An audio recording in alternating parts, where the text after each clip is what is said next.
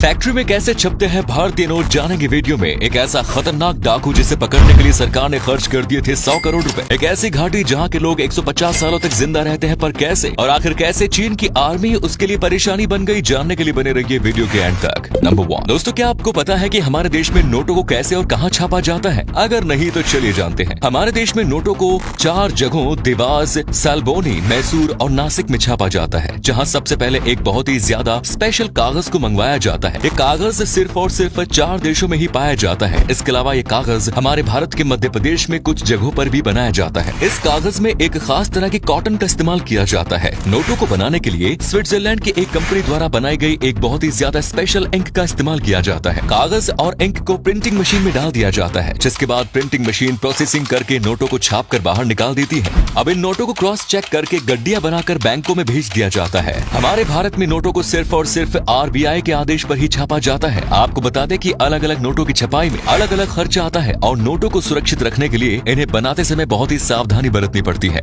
Number 2, जब भी बात भारत के सबसे खतरनाक डाकुओं की आती है तो उसमें वीरप्पन का नाम जरूर आता है। भले ही आपने वीरप्पन के बारे में ना सुना हो, लेकिन ये बहुत ही ज्यादा खतरनाक डाकू हुआ करता था, जिससे एक समय पर पुलिस भी घबराती थी। इसने पूरे 36 सालों तक तमिलनाडु, केरल, मध्य प्रदेश के जंगलों में राज किया। जंगलों में इसका मुकाबला पुलिस तक नहीं कर पाती थी। जंगल में रहकर ये इल्लीगल तरीके से चंदन की लकड़ियों को तस्करी करता था। इसके अलावा ये हाथी के दांतों की भी बहुत बड़ी मात्रा में स्मगलिंग किया करता था। भारत सरकार इस डाकू से इतना ज्यादा परेशान हो चुकी थी कि उसने इसे मारने के लिए कई ऑपरेशन चलाए, लेकिन हर बार ये पुलिस को चकमा दे देता था।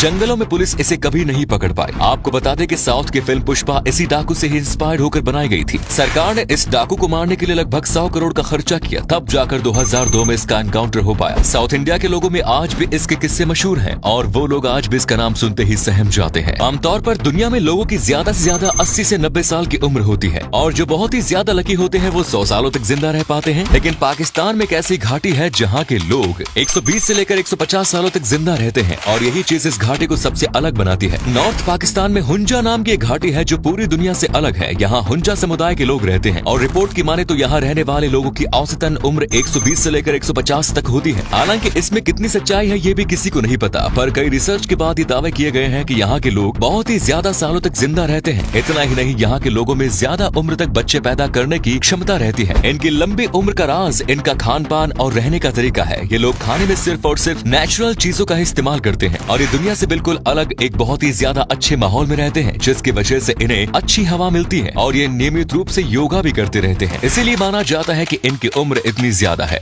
नंबर 5 दोस्तों, आजकल लोग प्रमोशन के लिए क्या क्या कुछ कर देते हैं। प्रमोशन के लिए लोग ऑफिस में बॉस की वाहवाही करने में लगे रहते हैं, पर अभी स्क्रीन पर आप जिस पुलिस वाले की फोटो देख रहे हैं, इसने प्रमोशन के लिए एक ऐसा कारनामा कर दिया जिसके बारे में हम सभी सोच भी नहीं सकते। दरअसल इस पुलिस वाले का नाम मार्क है, जो प्रमोशन पाना चाहता था, लेकिन इससे कोई भी केस जल्दी सॉल्व नहीं हो पाया था। इसीलिए इसने खुद ही अपने बेटे को किडनैप किया और 16 घंटों तक छुपा कर रखा और फिर खुद ही अपने बेटे के किडनैपिंग केस को 16 घंटों के अंदर सॉल्व करके मीडिया के सामने ये कहा कि वो कितना ज्यादा होशियार पुलिस वाला है कि उसने 16 घंटों में ही केस सॉल्व कर दिया, जिसके बाद उसे प्रमोशन भी दिया जाने वाला था। लेकिन तभी उसके ही साथ ही स्टीव नाम के एक और पुलिस वाले ने उसका भांडा फोड़ दिया और सबको बताया कि किस तरह उसने अपने ही बेटे को खुद ही किडनैप करके खुद ही केस को सॉल्व कर लिया। नंबर 6 दुनिया भर में अनोखी परंपराएं और त्योहार मनाए जाते हैं जो वाकई में अविश्वसनीय होते हैं और एक ऐसा ही त्योहार महाराष्ट्र के एक छोटे से गांव में मनाया जाता है जो बहुत ही ज्यादा अलग है। महाराष्ट्र के विदा गांव में होली के समय गांव के सबसे नए दामाद को गधे की सवारी करवाई जाती है और उसे मन पसंद कपड़े भी दिए जाते हैं। करीब 90 सालों से इस गाँव में ये परंपरा चलती आ रही है, जिसे यहाँ के लोग होली के समय काफी धूमधाम से मनाते हैं। माना जाता है कि इस गांव के एक नागरिक ने इस परंपरा को शुरू किया था, जिसे लोगों ने काफी ज्यादा पसंद किया और 90 सालों से ये परंपरा वहाँ पर चलती आ रही है। गांव के सबसे नए दामाद का चुनाव करने के लिए लगभग 4 से 5 दिन लग जाते हैं और जब उसका चुनाव हो जाता है तो उसे एक गधे पर बैठाकर पूरे गांव में घुमाया जाता है और हनुमान मंदिर के पास पहुंचकर ये यात्रा खत्म हो जाती है, जहां उसे उसकी पसंद के कपड़े भी दिए जाते हैं। नंबर 7 दोस्तों, आइसक्रीम खाना किसको पसंद नहीं होता, पर क्या हो अगर कोई इंसान आइसक्रीम खाकर करोड़ों रुपए कमाए। जी हाँ दोस्तों, हम बात कर रहे हैं अमेरिका के रहने वाले जॉन हैरिसन नाम के इस शख्स की, जो आइसक्रीम खाकर हर साल करोड़ों रुपए कमाते हैं। दरअसल जॉन बड़ी बड़ी आइसक्रीम बनाने वाली कंपनियों में जॉब करता है, जो इसे आइसक्रीम का फ्लेवर चखने के बदले करोड़ों रुपए देती है।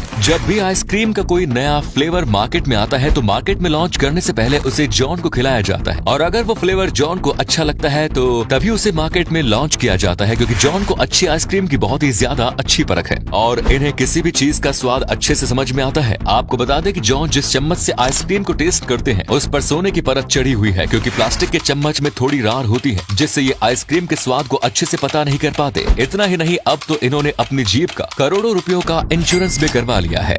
और अगले फैक्ट पर जाने से पहले आप कमेंट्स में बताइए कि इस वीडियो को आप किस राज्य या शहर से देख रहे हैं। नंबर 8, किसी भी देश की सबसे बड़ी ताकत उसकी सेना होती है, लेकिन यही सेना धीरे धीरे चीन की कमजोरी बनती जा रही है। पर आखिर कैसे, चलिए जानते हैं। काफी लंबे समय से चीन में वन चाइल्ड पॉलिसी लागू थी, जिसकी वजह से यहाँ पर हर एक इंसान का केवल एक ही बच्चा है। ऐसे में जब ये बच्चे बड़े हो गए तो कोई भी अपने इकलौते बच्चे को आर्मी में नहीं भेजना चाहता था और सभी अपने बच्चों को बहुत प्यार करते थे। लेकिन सरकार के दबाव में ना चाहते हुए भी कुछ बच्चों को आर्मी ज्वाइन करनी पड़ी। ऐसे में उन बच्चों में वो देशभक्ति नहीं थी जो एक सैनिक में होनी चाहिए, क्योंकि वो अपनी मर्जी से नहीं बल्कि जबरदस्ती सेना में भर्ती कराए गए थे। और यही चाइना के लिए बड़ी मुसीबत बना हुआ है, क्योंकि उनके सैनिकों में बहुत कम देशभक्त हैं और वो सेना में भर्ती होना ही नहीं चाहते थे। इसी से सबक लेकर अब चाइना ने अपने देश में 3 चाइल्ड पॉलिसी लागू कर दी है, ताकि कोई भी अपनी मर्जी से सैनिक बन सके, ना कि उसे जबरदस्ती सैनिक बनाया जाए।